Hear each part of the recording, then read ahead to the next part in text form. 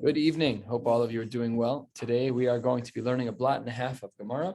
We're starting at the very bottom of Yud Beis Amud Beis at the new Mishnah. So about 10 lines or so, 8, 9, 10 lines from the bottom with Machnis Adam Peirosav. And we're going to be learning Yud Gimel as well as Yud Dal and Amud Aleph almost to the bottom, 5 lines from the bottom. Pretty clean sugyas, nothing overly complicated. And in fact, we're getting to some of the halacha l'maisa components of haircuts and all that other kind of stuff. And a little comparison possibly between Erev Pesach and Chol HaMoed, where there's a restriction of activity on both of those days. Can we really compare them? We'll see that in the Gemara today as well. So let's get started. Last housekeeping note for those who haven't heard, we'll do a blot and a half today, blot and a half tomorrow. And then blot Thursday, and then blot Friday morning, and that will cover us through Shabbos. No daf on Shabbos. We'll be celebrating my son's bar mitzvah with my family, Baruch Hashem. So I won't be giving daf, which is kind Mazel tov. Thank you very much. Welcome. Gotcha. Yeah. He muted himself. Says the Gemara, opening with a new Mishnah at the bottom of Yud Beis Amud Beis. Machnas Adam Peirosav min haganav. During Chol HaMoed, one is allowed to bring in fruits if they are concerned about ganavim, if they're concerned about thieves. V'shola pishtanu min hamishra b'shvil shelo tobat. One can also remove flax from its soaking waters so that it doesn't get ruined. Ubilvad, and this is a very important caveat, you're allowed to do these things, but only if it happens to be that way. You can't schedule them to fall out on Chol HaMoed. That's not appropriate. And here's the knas of Chazal. If you saved all of that extra work for Chol HaMoed, yovedu, that you lose. You lost the opportunity. You don't get to do that. So let's say, for example, you saved the flax to be pulled out for Chol HaMoed. Sorry, flax has to be ruined. You're not allowed to abuse the leniencies of Chol HaMoed. Yes, there are times we can be lenient and should be lenient, but you cannot schedule the leniency. The Gemara opens, Tana ubilvad sheyachnisim b'tzina l'soch beso. The Brisa writes that when one does these lenient activities of the Mishnah, when we do allow for someone to bring something in, either because of concerns of theft or because a product may ruin, it should be done b'tzina l'soch beso. It should be done privately. The Gemara tells a story that goes straight in the face of this brisa. Rav Yosef Havalek Shure, he had beams, Ailinhu biamama, and he brought them into his house during the day. So it says the Gemara, Amar le Abaye, I don't understand. Abaye was the Talmud of Rav Yosef. V'hatanya, what about the brisa that says the brisa writes that when you have the leniency to bring things in, yeah, you're allowed to do it, but you have to do it b'tzina. You did it at noon, high noon, the sun's out, everyone can see you. So Amar le, you have to pay attention. It's not just that night is tsanua and day is not tsanua. Amar le, tzina dehani yemamahu. When it comes to these beams, the better time, the more private time to do so is during the day. Why? Since at night, I'm going to have to get other people. Right now, I'm with me and my son, whoever I've got my chevra, I can do it privately, just me and a couple of guys. But if I'm home alone, then I have to go find other people. And as well, I'm going to need a torch of fire. So therefore, so people are going to look into my yard. They're going to see you're holding a torch. It's not like our common lighting. By the way, the halacha l'maisa aspects of this would change today. They would absolutely change because we have modern electricity. So if ladugma, this had 2 features, but let's say that the only feature was that you had to light a torch. Well, that's not true anymore. Turning on my backyard light is a standard. I don't even think twice about it. Chol HaMoed, not Chol HaMoed, and therefore I can do this malacha even at night. But he was just giving this as an example. The Gemara says 2 lines from the bottom. It quotes from the section of the Mishnah of V'shola pishtanu min hamishra, but really it's on the V'gomer, it's on the rest of the Mishnah, which indicates that there's a knas that if one saves malacha to be done on Chol HaMoed, that we punish him by not allowing him to do that particular malacha, even to the point of loss. And the Gemara wants to know, what's the scope of this rule? Is this intergenerational or is it only for the individual? Does it apply to his children or not? Let's say that a person, he did in fact set aside the malacha for Chol HaMoed. So he takes the flax and he soaks it in the water the first day of Chol HaMoed, knowing full well that he shouldn't have done that. But then the person died. Would we extend the loss even to his children, such that even the children can't remove the flax from the water? Or no, would we say that the din is only on the person who did something wrong, or is it inherent in the object? That's the chakira the Gemara is going to make. So the Gemara says, Im tim tzalomar, if you want to say that it's similar to the case, top of Yud Gimel Amud Aleph, of Tserem Ozen Bechor, where we know that a Bechor has to be given to the Beis HaMikdash. If in fact there is a mum, so then it doesn't go to the Beis HaMikdash, it's not karev. However, if you are the one who causes the Bechor, that's Tserem Ozen Bechor. Rashi says, Chatach me'azno me'at, you cut a little bit off of its ear. So then in that case, the Gemara tells us about that case of the Bechor, that Kansu Beno Acharav, Mishum de Isser Doraisa. There, you're right that the Knas is intergenerational. It does go down to the next generation of children, but that's different, Mishum de Isser Doraisa. So we can't really learn from there to our case of Chol HaMoed. V'imtim Salomar, and if you want to try to learn from another case, from the case of Machar Avado Le'oved Kochav Mumes, let's say that a person owns a non-Jewish slave, and he sells that non-Jewish slave, which you're not allowed to do. Why are you not allowed to do that? Because when a non-Jew is a slave, he keeps halachos similar to the way that a woman would keep halachos, and that all of the time-bound mitzvos are exempt, but all of the mitzvos that are not time-bound, he keeps. So therefore, it's not appropriate to do so. So there, in that case, what did we say? Kansu b'no acharav. There too, the children got a knas, but that's also not comparable to our case of Chol HaMoed, because mishum dechol yom mifkalei mi mitzvos. Every single day, that Eved is not keeping mitzvahs. So the children have a continual chiyuv, generation after generation, to redeem, to buy back that Eved. So we can't learn from any of those cases. Ha-chamai. Therefore, what about our case? Our case where one intentionally saves malacha to be done during Chol HaMoed. Do we say, and here is a classical chakira of Chefza and Gavra. Do we say Gavra kanis rabbanon v'halese? The punishment is on the person, the guy who did something wrong, but he died, and therefore nothing wrong with his children's generation. They don't have to take the loss. O Dilma mamona kanis. Really, it's his product, it's his money that has the knas rabbanon v'haise, and his money still exists. He's buried, but the flax is still sitting there. This is such a lamdasha chakira. We would have expected to see this in a Rav Chaim, and the Gemara presents it very, very clearly. So Amar Le, the Gemara says, in order to answer our question of whether or not it's a din in the Gavra or whether it's a din in the Chefza, that we've already learned, Tani Tuha, we have a Mishnah that speaks about this.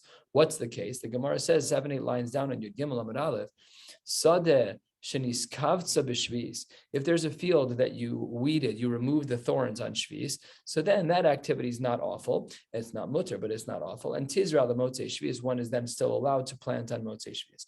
However, netaiva or nedaira, these are two types of fertilizing of the ground. Lo tizra l'motzei shvis. If you do that, then you're not allowed to plant the field on motzei shvis. And on that halacha, the Amar Rabbi Yossi bar Chanina naktinan hetiva umeis beno zorah, that if in fact you did do this type of fertilizing of the ground, and then the person who did this died, then beno zorah, then there's no problem with his son. His son is allowed to plant on motzei shvis, no problem at all. So says the Gemara, maybe we should say, Hachanami, here too by Chol HaMoed, Lididei Kansu Rabbanon, Libre Lo Kansu Rabbanon. That really, as it relates to our Chakira of Chefza and Gavra, really the din is, the Knas is on the Gavra. And Libre Lo Kansu Rabbanon, and on the child, there is no Knas. And Amar Abaye, similarly, Naktinan, Time Taharos Avumes. Let's say that a person was Mitame, another person. So Reuven was Mitame, Shimon's Taharos. And Reuven died. So now Shimon is stuck with the loss. He's got all of these taros that he has nothing to do with anymore. They're tummy. Lo kansu b'no acharav. The halacha is that we don't punish the child afterwards. Why not? My taima, says the Gemara, and this is a very important idea. Hezek she'eno nikar lo shmei hezek. If there is a damage that is invisible, lo shmei hezek, it is not considered hezek to the point that it needs to be repaid. Afal pi, that the person on the receiving end lost some finances, it's true, but because tuma is invisible, so therefore I should be careful with that language. That's a big discussion as to how we understand this line of hezek she'eno nikar lo shmei hezek. Is it because it's invisible? I wasn't saying one way or the other, just trying to clarify the idea. That's not hezek and lididei kansu rabbanon. Then the only knas would be on the individual himself, libre lo kansu rabbanon. That brings us to a new Mishnah. Let's continue 1/3 of the way down. Yud Gimel Amud Aleph. Ein lokchen batem avadim ubehema. One is not allowed to buy houses or slaves or animals. Elo letzorach hamoed or letzorach hamocher she'ein lo mayocha. You're allowed to buy something for letzorach hamoed, or, and catch this, a little bit of a subtlety, you're even allowed to buy something you don't need in order to give income to the mocher, she'ein lo mayochal. So you know that the guy working behind the desk is someone who's destitute. He has no food at all. You don't need any animals. You have enough meat. You have enough everything for Chol HaMoed. First day of Chol HaMoed, you're walking by. Nebuch, you know the person doesn't have any money. So halacha l'maisa, you're allowed to take your wallet out and buy something. Afal pi that it's not l'tzorach HaMoed, but you're feeding someone who has no money. So says the Gemara, from your perspective as the buyer, that's absolutely appropriate. Asks the Gemara, B'amine Rava me Rav Nachman, Schar pe'ula she'ein lo mayochal mahu. Can I hire that person individually to work for me? What are our thoughts on that? Amar le, maybe we can extract from our Mishnah Tanina. O letzorach hamocher she'ein lo mayochal la'asuye mai. What case would that be including? Lav la'asuye schar pe'ula. Can't we hire the guy as well? Amar le, no, that's low. That's not how to understand the Mishnah. Prushe kamefarish. The Mishnah is just explaining itself. It's saying what is the case where we're allowed to service someone who has no food. It's only when he's already a mocher, but for you to hire him is inappropriate. So we can't learn from this first answer of the Gemara of our Mishnah, the answer of our Mishnah saying that you can pay a mocher. Esvei, the Gemara asks a question. Hold on one second. Esvei Abaye, ein kosvin shtari chov b'moed. One is not allowed to, generally speaking, write contracts of fiscal obligations on Chol HaMoed. However, if the person you're interacting with is not trustworthy, or he has nothing to eat, or there's a risk of total loss of funds, then you're allowed to write that, because it's not reasonable to put yourself into poverty on Chol HaMoed for not having written this shtar, which you should be able to write. What is that case coming to include? Obviously, that case must be talking about schar pe'ula, because in this case, we don't have someone who's a mocher. There's no mocher. Obviously, it's coming to include a new case. Shmamina. And on that, the Gemara asks halfway down, 8 lines before the wide lines, Mosi Rav Sheshes, hang on one second.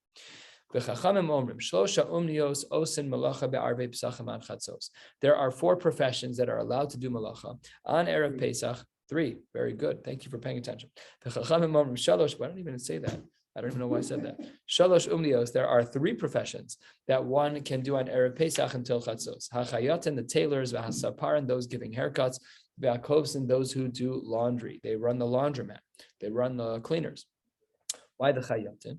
HaChayotin, shekain, and this is where we start to see a comparison between Erev Pesach and Chol HaMoed, seemingly 2 things out of totally different planets, and we'll see that the Gemara is not going to really like this comparison, but here's the starting point, 4 lines before the wide lines. HaChayotin, shekain hedyo tofer kedarka b'chulo shalmo. We know you can do that on Chol HaMoed, so therefore the Gemara makes a standing assumption that therefore it's mutter on Erev Pesach. Hasaparim v'hakovsin, what about the people who give haircuts and the people who do laundry? Shekain, because there are plenty of scenarios that apply over there. Haboin mi medinas hayam, if you have someone whose trip was delayed and they ended up getting back during Chol HaMoed, they didn't have their shaver with them, so they couldn't cut their beard before Yontif started. Vayotzi mi beso asur, someone who comes out of jail, mutar and the saper l'chabes b'chol shalom. This is quoted in Shulchan Aruch that one is allowed to do haircuts and laundry on Chol HaMoed if you are just coming out from Medinas Hayam or from prison. So says the Gemara, I don't understand. We said there's only 3 professions that are allowed to do this when they're poor. That you can hire someone to do anything. After all, why only these 3 are listed? It should have been anyone who's poor. Why the distinction of these 3? These 3, it's irrelevant. If the person's poor, he can do any malacha he wants. There's no reason to assume that there should be only 3 for him. If we're allowing him to do whatever he wants, then why does the Brisa list only 3? The Chayat and Saparin and the Kovsin? So answers the Gemara. Good point. Answers the Gemara, your argument is not good. Although the Gemara's argument here is not so strong either. Maskiv lar papa el me'ata, if what you say is true, then binyan lishteri, then we should be able to build buildings. Why? Shekain kosel hagohel rishus harabim, because we learned the case scenario that when there is a building, when there is a kosel that is leaning over in Rishus Harabim, the halacha is so serubona kedakri b'nei. We've seen this brisa before, that on Chol HaMoed, one is allowed to build a building build a wall if the wall is leaning over and it looks like it's fragile. So that seems to imply if it's mutter on Chol HaMoed, it's mutter on Erev Pesach, and that's not true. Although the Gemara doesn't say where we know that that's not true, but it's not true. We're not allowed to build at that time. So what we see is that just because someone's poor doesn't mean that they can be hired for everything. we don't really know the balance between you can only do three things and a poor person can be hired for certain things. We don't have a lot of clarity in the Gemara, but what we know is that you're not allowed to build that building. So it says the Gemara, let's continue asking questions on this discussion. Maskif la Ravina, Elameata. If what you're saying is that there's some degree of subjectivity in regards to what this schar pe'ula can do, then lavlar, if you have a sofer, lishtere, we should be allowed to write. Why? Because shekein kosun kiddushay nashim gittin v'shovrin. You're allowed to write kiddushay nashim. You're allowed to write gittin and shovrin receipts. So therefore, says the Gemara, maybe our presumption of that there's a comparison between Chol HaMoed, that which is allowed or not allowed in Chol HaMoed, as it relates to the world of Erev Pesach, maybe that comparison's not so good. Ela Amar Rav Ashi, Moed Arba Asar Karamis. How can you compare these two? Moed Mishum Tirchahu Ubemakom Pseda Sharu Rabbanan. What's the whole underbelly? What's the logic of Chol HaMoed?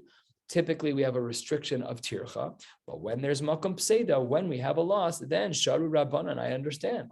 However, our boss are mishum tzarech yom tofu. When are the three people allowed to do their thing? That's all. All of them are related to tzarech yom tov. Midi the tzarech yom tov sharu rabbanan. Midi the lo tzarech yom tov lo sharu rabbanan. So the Gemara bifurcates these two areas of Chol HaMoed and our Ba'asar Shel Pesach, that 14th day, Shel Nisan, and they're no longer compared.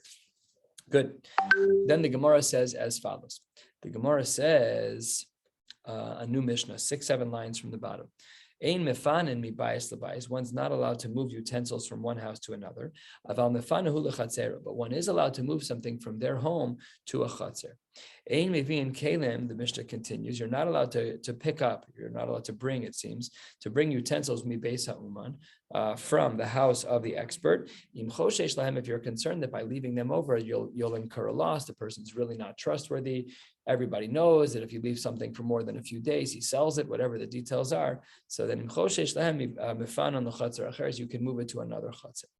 Okay. Says the Gemara, the Reisha and the Seifa don't shtim. Amris, you said Reisha, you said in the beginning, ein mefanin klal, ein mefanin mi bayis labayis. So how can you say then in the Seifa that you can even bring it to a chatzar acheres? So sa Amar Abaye, Seifa san labayis shebe chatzar. All that was happening in the Seifa was not from chatzar to chatzar; it was from a bayis to a chatzar, from the house of the uman into a chatzar, and that was considered to be the distinction. But the Reish and the Seifa don't have a distinction between them. Ve'ein mevi'in kelim mibeis ha'uman. It says over here that they're in our Mishnah that you're not allowed to collect kelim from the beis ha'uman, from the home of an uman, of an expert. So Amar Rav Papa tells a story. Badik lan Rava. Rava was testing us. He was giving us a bechina, faher. So that Rav Papa was 4th century of Amoraim, which means that Rava was 4th century, which means Rav Papa was 5th century, a little bit later. He must have been a Talmud. So says the Gemara, what was the question that Rava was asking his Talmidim? So he juxtaposed two sources in the Tanaim. Here's the first. Tanan, the Mishnah writes, Ein mevi'in kelim mi beis ha'uman. You're not allowed to bring kelim from the beis ha'uman, from the expert's home. You dropped off a hammer, whatever it is, and you want to pick it up. That says you're not allowed. Or minhu, and here's a double language. Molichin, you can bring umevian, and you can take and you can bring. You can bring to the uman and you can bring it back from the uman. Even if you don't need it. So this is the kasha. He puts a question on the floor. Two sources in the Tanaim. What's the din, Talmidim? What is the halach? So they responded, Vishanin anle. They said back to him, plural to singular. They said, don't worry. Kan be'ar basar. One of these is talking about the 14th of the month of Nisan of Erev Pesach. And kan b'chulol shamoed. And one of them is talking about chol hamoed. Which one's which? Special thank you to Rashi. Rashi says, b'chulol shamoed, bottom line, what does he say there? I skipped one Rashi. 2 lines from that on B'yud Daled, molichin u'mevi'in kelim. On Erev Pesach, there's no problem with that at all. Bring the kelim, then go pick them up. You need them for Yantiv. It's tzorech Yantiv. That's the lamdas we saw earlier. B'chulol shamoed ein mevi'in, because that may be viewed as a tircha. And there's no hefsid. Fine.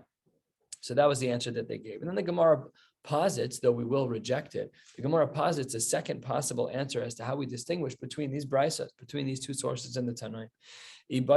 Maybe we can say maybe really both of them are talking about the same thing. Both of them are talking about chol hamoed. What then would be the distinction in the Braisas? So it says the Gemara, kan b'ma'amino, kan v'she'eno ma'amino. One is talking about a case where we trust the person, and the other is talking about a case where we don't trust the person, and that's why there's a distinction between the Braisas. So, and then the Braisa at the top of the next page says, V'hatanya, we actually have a proof of this. Rashi, V'hatanya siyua. This V'hatanya is a helpful one. The more you go through Shas, the more you see that V'hatanya is not as regularly used as it is mostly used that way for sure. What's number 80-20? The default is because Rashi doesn't. Correct, absolutely. Right? Also, I was just going to ask that question. Siyua. Derivation. Correct. It wasn't Siyua before. I remember there was a derivation from Benikusa, but I don't remember what the word was. When I was in the yeshiva, I was in Rabbi Bechhofer's shiur for a hot minute. And I remember once that he asked us the following question. He said, why does Rashi sometimes say klomar and sometimes not say klomar? I don't remember the answer to the question, but it's classic. But here also, the way my brain just did what your brain did, which is, why does sometimes Rashi say benichusa and sometimes say siyua? Mm-hmm. And a siyua, the language is helpful. It's a support. Like a statement, right? What? Nichusa means a statement opposed to a question. Benichusa literally just means it's benachas. It's not meant to be a provocative question. I don't know. Requires research. There will not be Rishonim on this daf, I'm sure, but maybe it's like a Pnei Yoshua type of thing. Anyways, V'atanya, to support this possible distinction of trusting versus not trusting someone, maybe therefore having this as an answer as to how we can understand the difference between these two sources in the Tanaim, this Braisa writes, to get a pitcher from the pitcher maker, the kos mi beis hazagag, to buy a glass or a cup from the glass blower. This reminds me of Yom Kippur, what's the language? Hamizageg, the one who makes glass. Haval lo tzemer mi beis hatzeva. You're not allowed to do this with wool from the person who's dyeing the wool. Below kelim mi beis uman, and not with kelim. V'mein lo ma yochal. But if the person has no food, no sein lo scharo manicho etzlo, then you can pay him, no problem. And then our distinction that the Talmidim wanted to suggest is answer number 2. They said, ve'im eino ma'amino, but if the person's not trustworthy, then maniach bebeis hasamachlo, you move it to the neighbor's house, who you might trust a little bit more. This guy's not so honest, but he's the best in the business. So you go to him and he does a great job. Okay, let's get it out of his possession now. My pitcher's been fixed. I'm going to bring it to my neighbor's house. If you're concerned that it might get stolen, skip the parentheses. So then, says the Gemara, that then you're allowed to bring it to your house. If you're concerned about Ganeva, you can bring it bitzina. Just like we started out today in that Mishnah with the story in the Gemara of Rav Yosef bringing in the beams. So that's what the Gemara says, that maybe we can use this Braisa as a support to the idea that sometimes we trust people and sometimes we don't. And when we don't trust people, we can be a little more lenient. To this, the Gemara says, not a good argument. And your answer number 2 does not work. Why not? Taratzta mivian. I could understand bringing it to the person, but molichin, I should say, bringing it home is okay, but molichin, bringing it to him in the first place, kasha. The Kattan, the Braisa doesn't say that. It says ein mivian, the kol shekain be'ein molichin. The language of ein mivian in one of the Braisas leaves a lot of room to say that you can pick it up, but certainly you can't drop it off. And therefore, the Gemara says your answer number 2 about these conflicting Braisas is not good. El machvarta kedushanin and meikara. We then need to go back to our first answer. Rava had posed a challenge to his Talmidim. Rav Papa was there, and he gave the first answer. One Braisa is talking about Arba Asar ben Nisan, Erev Pesach, and the other was talking about Chol HaMoed, and that distinction stands. But the Havamina, the possible answer of saying that one Braisa was talking about Chol HaMoed, where we trusted the guy, and one Braisa was talking about Chol HaMoed, where we don't, that answer does not pass the smell test. And that brings us to yet a new Mishnah, third one of the day. Yud Gimel Amud Bey is about 12 lines down. Says the Gemara, Mechapen es haktzios bekash. One is allowed to cover over the dates that have been cut with straw. Rabbi Yehuda Omer af me'avin. You can even do so with a thick layer. We'll see what this means in the Gemara. Mochre peros ksusu kelim. You have people who sell fruits and clothing and utensils. Mochrin betzina letzarach hamoed. One is allowed to sell them in some private format for the sake of the holiday. Hatzayadin, people who are trappers. V'had deshushos, people who crush grain for a living. V'had grusos, people who crush or cut up beans for a living, grisen, osin bitzina l'tzorach hamoed, same halacha as the other people. They're allowed to do their work, but it has to be done bitzina, it has to be done somewhat privately. Rabbi Yossi Omer, heim hechmiru al atzman. They have been strict on themselves. What is this going on? Is this going on the Reisha? Is it going on the Seifa? Is the Chumrah to be B'tzina, or is the Chumrah not to do even that? Well, we don't know. The Gemara is going to discuss this discussion, and it's going to discuss it shortly. But first, we have something else to deal with. Says the Gemara as it opens up a third of the way down in Yud Gimel Amud Beis, Pligi bar Reb Chia bar Abba bar Rab Asi. These two Amoraim have a machlokes. V'tarvayu, and both of them, Bishmei Dechizkiya bar Reb Yochanan, they're having a conversation from the very early centuries of the Amoraim between Chizkiya and Rabbi Yochanan. Chad Amar mechapen aklushe, that mechapen means to cover lightly, so you're not really doing a thick layer. And me'avin, when the Mishnah says me'avin asmuche, that's to even put all the pieces samuch, close together, to create a thick layer. The Chad Amar no, mechapen bein aklushe bein asmuche. When we say that you can cover over the dates with straw, whether or not they're loosely laid out or tightly laid out, it doesn't matter. Both are fine. Me'avin, what does it mean that they're thick? Also kimin kri, make it into a pile, you heap it on, and that way it can be really protected from the sources of sun and rain, whatever it may be. Tanya Nami Hachi, the Brisa agrees with one of these shitas. Which one? The latter. Me'avin also me'avin. What does me'avin mean? Oso kimin kri divi Rabbi Yehuda. Rabbi Yehuda was of the opinion that me'avin was to make a pile, and that's considered permissible on Chol HaMoed, and it is not deemed to be a tircha. Okay, we had said in our Mishnah, the case of Mocher Peres Ksus V'Kelim Mocher Betzina, that people can do their professions under certain circumstances, provided that it's done Betzina, that it's done in a private, semi-private way. Ibayalahu. Hein Hechmira al Atzman, to lo havu avde klal. When the Mishnah says that there was a chumrah, in the name of Rabbi Yossi, that there was a chumrah, does the chumrah mean above and beyond what the Mishnah writes, that it was done Betzina, they were machmir to do nothing, that they weren't allowed to sell at all? O dilma, or perhaps dahavu avde Betzina, or is the Mishnah referring to that which was the chumrah? Was Betzina the chumrah, or was Betzina the baseline halacha, and the chumrah was not to do it? That's the Gemara's question. Tashma, halfway down, second of the wide lines, third of the wide lines, the Gemara says, let's take a look. Mochre peros ksus v'kelim, mochre Betzina l'tzarach hamoed. In this brisa, the Tanakhama is of the opinion that those who sell fruits, clothing, and utensils, they can sell betzina, they can sell privately for the sake of Chol HaMoed. Rabbi Yossi Omer, Tagre Tveria, the merchants of Tveria, Henachmiru al Atzman Shelo Yehu Mochrin Kol Iker. They wouldn't do anything, which means that when Rabbi Yossi in our Mishnah says that there's a chumrah, so the chumrah of our Mishnah is just flat line. You cannot do anything. Forget it. Betzina was the baseline din, and the chumrah is to do nothing. That was how Rabbi Yossi understood things. And similarly, tzadei chayos ve'opos, people who are trappers of small animals and birds, v'dagim, and of fish, tzadin betzina, one can do so, but they have to do so privately. L'tzarach hamoed. What does Rabbi Yossi say there? Rabbi Yossi Omer, tzidei Akko, the trappers of Akko, henechmiru al atzman shelo yehu tzadin kol iker. Again, nothing at all. And what about the next part of the brisa? So the Gemara, the brisa continues. Deshushe chilka targis v'tisne, those who are crushers, and we'll soon see that these are different types of crushing. So they were doshishin bitzina l'tzarach hamoed. They were allowed to crush up grains as were necessary, but it had to be done bitzina during the Moed. And what does Rabbi Yossi say here again? The trifecta. This is the third time he said this. Omer deshushe tzipore, the people who were the grain crushers in Tzipori, henechmiru al atzman shelo yehu doshishin kol iker, nothing at all. So this is the answer to our question. We had asked, and in our Mishnah it says that you're allowed to do certain things bitzina. Rabbi Yossi came along and said yes, and there were people who were machmir. Was tzina the machmir? No, it was not. That's what the Gemara concludes in the name of Rabbi Yossi, that the chumrah was that these people could not work at all. Now let's get in a little bit to the types of cutting that people did in the grains. Amar Abaye, chilka chada l'tarte. The phrase chilka was a reference to grains. It's where you broke the grains into two pieces. Targis was a type of cutting where it was like the peace sign. You press it down. It has three sections. Chada l'tzlas. It breaks the piece of grain into three pieces.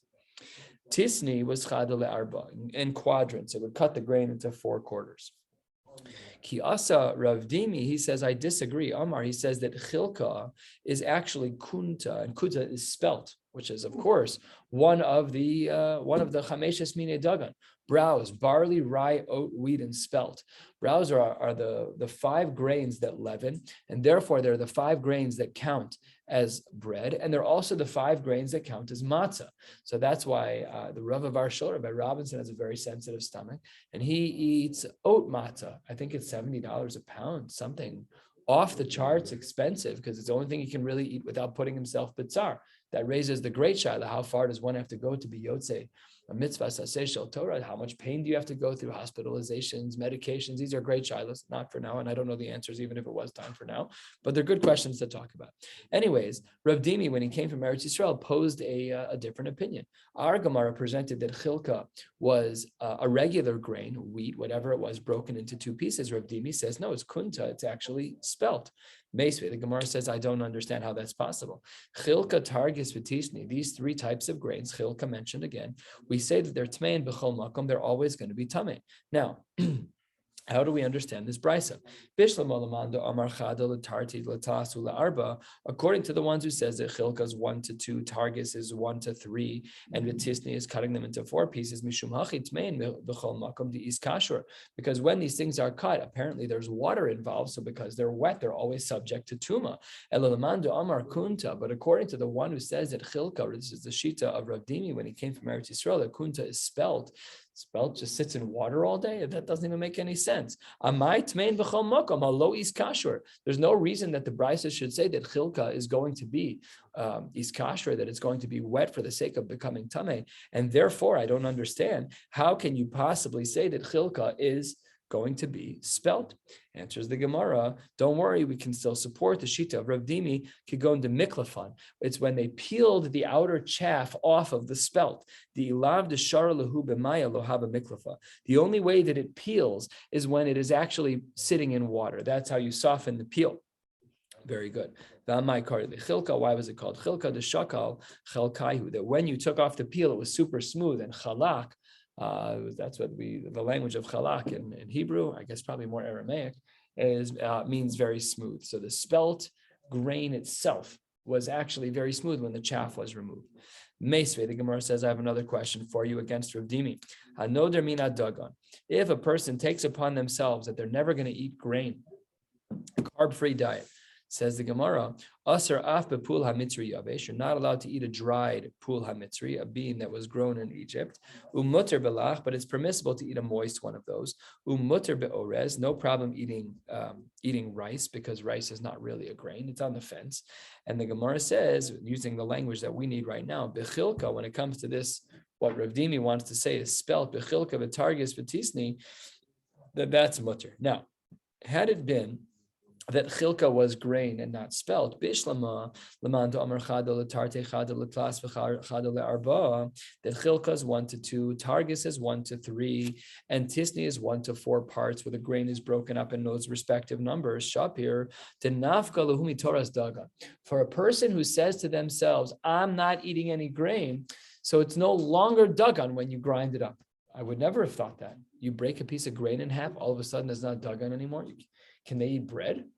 Bread is broken up into millions of pieces. That I don't understand this Gemara. I'm just saying that we're missing something. I'm missing something. But the Gemara seems to say that a person who's noder mina dagan, that as long as the grain has been broken into pieces, then there's really nothing wrong with eating grains that have been broken up. But according to the one who says that chilka is actually spelt, why can't? Of course it's dagan. It's spelt barley, rye, we spelled. Of course it's going to be problematic. That brisa is very difficult. Kasha, that puts a big question mark on the shita of Rav Dimi. Either way, one last story / halacha to bring us to the end of the parak, and then we're going to jump into some new halachos. Rav Huna shar lahu lahanhu krupaisa lemeza lizvune ki orchaihu beshuka. Rav Huna allowed for these spice sellers to go sell things in the marketplace as they normally would. No tznius required. Eisvei Rav Kahana, I don't understand. Chanus psucha l'stav. If you have a store that's open to a private area, then posech v'noel kedarko, then I agree. The store can open, no problem. However, psucha l'reshus harabim. But if your store is opened to the public area, So then halachos change. Then poseach achas v'nol achas, you open one door and close another. The erev yom tov ha'acharon shel chag. And if you are on the eve of the last day of Sukkot, motzi ume'ater es shukei ha'ir bepeiros bishvil kvod yom tov acharon. On that last day before the last day of Chol HaMoed, you can go out and decorate the shuk as you wish, so that people can buy things. What's the Gemara's diuk here? Kvod yom tov ha'acharon in shalom ipnei kvod yom tov lo. So the only time it seems to be mutter to just carte blanche go sell your wares is when it's erev yom tov of Chag. So how can you tell the spice sellers to go sell with no compunction? That doesn't even make any sense. Where they have restrictions. Answers the Gemara. Lo kasha habipire habitavlin. There is a difference between peiros and there's a difference between tavlin. On tavlin we can be more lenient, and when it comes to peiros, there we have the rules that were suggested above, right just above in this brisa that Rav Kahana brought, that if the door is open to a very public place, then we have restrictions, and it would only be mutter on Erev of the last days of Chag. Baruch Hashem, we finished another parak. Hadran alach mishahafach. We just finished the second parak of Maseches Moed Kattan. Yiratzon, we should come back to this daf in 7.5 years. Mazel tov. Says the Gemara, ve'elu megalchen b'moed. Some people are allowed to shave during Chol HaMoed. Habami Medina Sayam, someone whose boat came in late and they couldn't shave on the boat. Umi Beis Shivya, someone who was held captive. V'ayotzi mi Beis Asurim, someone who was released from prison. V'hamenuda sheitir lo chachamim, someone who was put into excommunication, and the excommunication completed during Chol HaMoed. And similarly, Misha Nisha Lechacha, someone who asked to have Hataras Nedarim on something, V'hutar, and it happened to fall out during Chol HaMoed. V'hanazir v'hamatzora mitumaso l'tahara. So when they come, the Nazir and Matzora, when they exit their state of Tuma and enter into a state of Tara, like for example, we know that Stam Naziris is Shloshim Yom. So if a person says Stam Nazir is Shloshim Yom and they did it 30 days before Chol HaMoed, they're allowed to shave, unless they did it on purpose. They should be allowed to shave during Chol HaMoed. All that's about shaving. The following people can do laundry on Chol HaMoed. We're going to learn the actual reason why in the Gemara on the top of Yadal and Aleph. But who are the people who can do kvisa, that they can do laundry? Says the Gemara. Similar list, but not identical. Habami Medina Sayam, someone whose boat landed a little bit late during Chol HaMoed, Mibesa Shivya, from having been held captive. Vayotzi Mibesa Asurim, someone who was in prison, turning to the top of Yadal and Aleph. Umenuda Sheitir Lo Chachamim, and a person who just got out of excommunication. V'chein Mishanisha Lo Chacham Hutar, someone who just got a heter for Hataras Nedarim.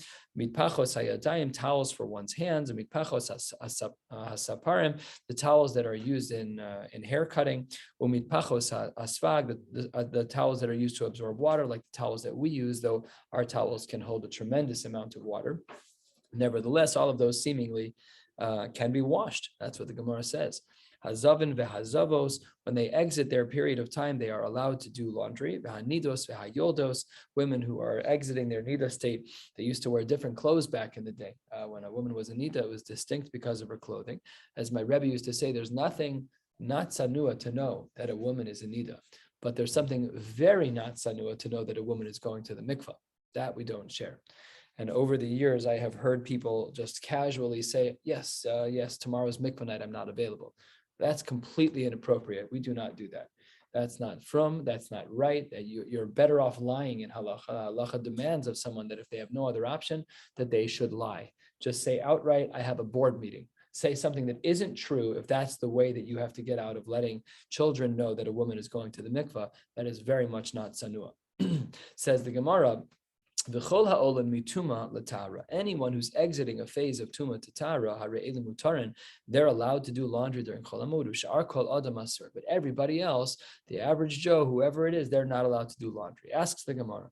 On the top of Yudal and Amanala, 6 lines down into the Gemara, the Gemara says, Ush'ar kol adam. When the Mishnah says at the very end of the Mishnah that everybody else is not allowed to do laundry, I understand all the kulas, but why is it that nobody else can do laundry? My taima asurin. Says the Gemara, Kiditznan, we're going to learn something out of left field and we'll come right back to our sugya. Kiditznan, the Mishnah writes, This is a Mishnah that we have seen before, and not too long ago. We saw it in Masechta ago, almost 30 blot ago. Kitnan, the Mishnah writes in Maseches Tainis, Anshe Mishmar v'Anshe Maimed Asurin l'Saper u'Lechabes. That when it comes to the Anshe Mishmar, these are the Kohanim that actually serve in the Beis Hamikdash. The Anshe Maimed, the Israelim who read the Torah in their respective communities as part of their avoda, they're not allowed to be l'Saper u'Lechabes. They can't get a haircut or do laundry. However, in their week of their Mishmar u'Bechamishi on Thursdays, Mutar Mipnei Kvod Shabbos. Okay, good. V'Amar Rabbi Bar Bar Chana Amar Rav Yochanan my time. Why the distinctions? Why have you said this? Said the Gemara, so that people don't walk into their mishmar when they look ridiculous. You should get a haircut. You should look put together. So the poskim write that by it's a mitzvah to get a whatever mitzvah, not a mitzvah deraisa. It's appropriate. It's the right thing to do to get a haircut on erev Chag. You should not walk into a special meeting with a Kodesh Baruch Hu looking ridiculous. Go get a haircut. Everyone should have a nice haircut before Yom Tov. So that's the din over there by the Anshe Mishmar and Anshe Maimed, and that isn't even a Chag. That's just their mishmar. It wasn't even a din d'oraisa and a pasuk and chumash. Hachanami here too. When it comes to chol hamoed kadeshilo yikansu the regel kshen menuvalin, we don't want people to say, "All right, I don't have time before Yom Tov. I'll get one on chol hamoed." Therefore, we have a restriction. So if you think about it, it's actually not a direct prohibition to get a haircut or to shave during Chol HaMoed. It's just rude to go into Chol HaMoed without having shaved and I'll do it on Chol HaMoed. It's just not right. It's a beautiful idea. We're very strict about this. We don't do haircuts and we don't. I don't even know what I do as a Moed. I don't think I shave. I don't need to. I will have shaved 3-4 days ago, but I have to look that up. I don't even know what the din is. But maybe a Moed would shave. It should be mutter because the mitzvah is not, you didn't govern when the baby was born, right? If you recommend to someone who's having a baby, can you please induce 7 days before Chol HaMoed, 8 days before Chol, that's probably usher. Sometimes that happens. I have parents who call and say, listen, I know you're traveling. I'm being induced anyways. Pick a day of these 3-4 days. So the shaila could actually come up. I don't like playing that role. I just tell them the dates I'm traveling and let them choose. A little much for me, but people do ask this. It's not an uncommon question, especially in the C-section land. Once a woman's had a couple of C-sections, they usually don't allow for natural pregnancies anymore. We have friends who've had 5 babies through C-section. Then the doctor said no more children. It's just getting dangerous at this point, but fine, whatever. That's a total tangent. Okay, that's what the Gemara says. We should not be nichnas l'regel kshehin menuval, and that's why we're not allowed to get haircuts on Chol HaMoed. So the Gemara says about 12 lines down, barib zera of the lo aveda erev regel ma'u. Let's say that I lost something super important and I lost it on erev Chag, so I didn't have the opportunity to shave or to do laundry. Now, inherently, there's nothing halachic about what I was looking for. I might have lost an heirloom. I might have lost my car keys. It doesn't really matter. Lamaisa, I ended up going into the Chag without having shaved. And do we treat this as an ones or not? Kevan de anis mutter. Do we say that because there's an element of ones here, therefore, because you weren't able, quote unquote, to get a haircut or to do your laundry beforehand, mutter. Therefore, on Chol HaMoed you're allowed. O dilma kevan de lo mukcha milsa lo. Because as klape chutz, when you walked into Yontif, you looked like a menuva. And then all of a sudden, the first day of Chol HaMoed, you show up, you're clean shaven, perfect beard. Like, that's not right. It's the lo mukha milsa. Nobody knows why you didn't shave. So Amar Abaye quotes the Gemara as well that we learned a long time ago in Maseches Pesachim. Yomru kol hasriken asurin, srike baitus mutarin. This is, I did not remember this Gemara klal uchla. I don't know, David, do you remember this? Michael? I didn't remember this at all. Nothing. My brain was total off. This Gemara says that we learned this. What daf was it on? Pesachim Lamed Zayin. Okay, that was a really long time ago. So the Gemara says that you're not allowed to put etchings into the matzah. Why are you not allowed to do that? Because we're afraid that it might add to the 18 minutes and it might leaven. Says the Gemara, and Srike Baitus, who came up with this clever idea, we can take a little crimp, a little branding item and put a brand on it that says Yehuda Matzah. So it's perfect. That's a great marketing. Says the Gemara, Lamaisa, people don't know the difference between the hand-drawn version and the branded version. So therefore, we don't do either of them. So Yomru Kol Hasriken Asurin Srike Baitus Mutarin, the fact that nobody knows the difference between how it was done, that's a problem, which means to say over here that the fact that you lost something on Erev Yontif, Nobody knows why you didn't shave. All they know is that on Yantif you looked ridiculous. You had a huge beard, and on Chol HaMoed you look like a mensch. So no one's going to know why that happened. So the same thing, just like we don't allow for Srike Baitus, the branding on the matzah. Therefore, we also don't allow that. Says the Gemara. Hold on one second. According to you, Hada Amar Rabasi Amar Rav Yochanan, we have another halacha that was stated in the Amoraim. They only have one undergarment. They're allowed to do laundry. Hasam Nami, what do we say over there? There was mutter. Why don't we say over there? Yomru kol asrikan asura and sriku baitus mutar. And this little catchphrase that the Gemara is using here is that since we don't allow by the matzah freehand etching, we also don't allow the templated etching. Maybe we should say this person shouldn't be able to wash their single undergarment. So says the Gemara, don't worry. Ha'itmar Allah, a little bit more than a third of the way down, the Gemara explained that in that case of a person having ein lo elocha echad, only one undergarment, Amar Mar Baravashi, Ezuro Mochiach Halav, that when a person is not wearing that garment underneath, which would otherwise potentially leave him revealed if the air would billow and his garment would be revealing, in cases like that, they wear a belt. So everybody knows that when the guy comes to shul in a belt on Chol HaMoed morning, he's doing laundry because it's last pair of clothing. No choice. That's mutter. That's mutter. Ravashi taught a little bit differently. Ravashi Masni, boy Reb Zera, where Reb Zera asked a different question. What if there was an uman she'avda lo aveda erev haregel ma? What if there was an expert? And the Meforshim, some of the Meforshim here say that we're talking about the sapar, the person who does the haircuts. You got one guy in town and he lost his scissors. He's frantically looking around the community to find a pair of scissors. He doesn't know where they are. Guess what happened? Nobody got haircuts. So says the Gemara, there it is mukha milsa. There everybody knows what's going on. They came home and Asha the barber, he can't find his, okay, what should we do? So uman sha'avdalo aveda erev haregel ma'u, kevan de uman hu mukha milsa. Here everybody knows that he's the guy. He can't find the scissors. Nobody got a haircut, and therefore everyone can get haircuts during Chol HaMoed. It's really not perfectly the case that everybody knows what's going on. Therefore, you should not be able to get a haircut. Says the Gemara Teku, we don't know the answer to that question. Now, our Mishnah had framed out the case of Habami Medinas Hayam, that if a person comes from Medinas Hayam, that they are allowed to shave. However, Masnisan Delok Rabbi Yehuda, there's apparently a Machlokes Tanaim about this, and the Machlokes Tanaim is that according to our Mishnah, that if you come from Medinas Hayam, you're allowed to get a haircut. What does Rabbi Yehuda hold? The Tanya, Rabbi Yehuda says, Rabbi Yehuda Omer Habami Medinas Hayam lo yigal leach. He should not get a haircut. I mean, they should yatsa shelo b'rshus. He left Eretz Yisrael without permission. It's a ukimta. Right? That's what how they before understand it. Omar Rava, let me explain what's going on here. This machlokes, the Chachamim and Rabbi Yehuda, let me explain. If it was lashut, a person's just going to swim, they're just going to travel, it's a luxury vacation, they hopped on a cruise, divrei akol aser. Too bad. You showed up back from your luxury cruise liner on Chol HaMoed, no haircut for you. Limizonos, if you got on your boat to travel because you needed food, everyone agrees that divrei akol mutter, you can definitely get a haircut when you return. No problem. Lo nechlaku ela leharvicha. You got on your boat to go to another island to make an extra million. You're already loaded. So to go and make more money, one shita compares this like traveling for luxury, and therefore you're not allowed when you return to get a haircut on Chol HaMoed. And some say no, it's like going for food, and therefore because you're going to make parnasa, so therefore it is mutter to get a haircut when you return. Meisvei says the Gemara, hold on one second, we have another shita. Amar Rebbe, Nirin divrei Rebbe Yehuda kishe yatsa shelo b'reshus, v'divrei Chachamim kishe yatsa b'reshus.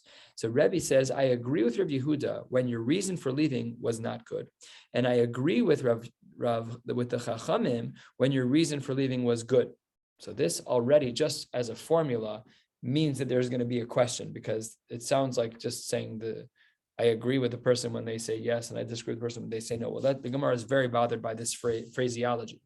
My shelo b'rshus, this phrasing of Rebbe, when he says that Rabbi Yehuda, that he agrees to Rabbi Yehuda when it's shelo b'rshus, what was the case? If you're saying that it was just leisure travel, can't be talking about that. There's no way he'd agree to that. If you're saying that he was going for food to get some extra parnasa, that also can't be what Rebbe's talking about in the name of Rabbi Yehuda. Elapshita must be that it's leharvicha, and Rabbi Yehuda is strict about it, because the Brisa says that if a person goes out for making extra money, then that's not allowed. It says the Gemara that doesn't work. work. Ema Seifa, the end of that brisa reads, Nir and Divrei Chachamim Kisha Yatsa Birashus, that Rebbe held like the Shita of the Chachamim when the person left with permission. So then what is that Rishus? What does it mean there in the end of the brisa? My Birashus. If you say the person was going out on his boat for mizonos, to make money, to make a minimum amount of money, everyone says that's mutter. It must be that it's to make extra money beyond the minimum requirements. But that doesn't make sense because the earlier part said it doesn't make any sense, because then there's a stira between the reish and the seifa, because you're just holding like different people and opposite shitas. Doesn't make sense. So therefore, hachi kamar, we have to re-understand this brisa about Rebbe as follows.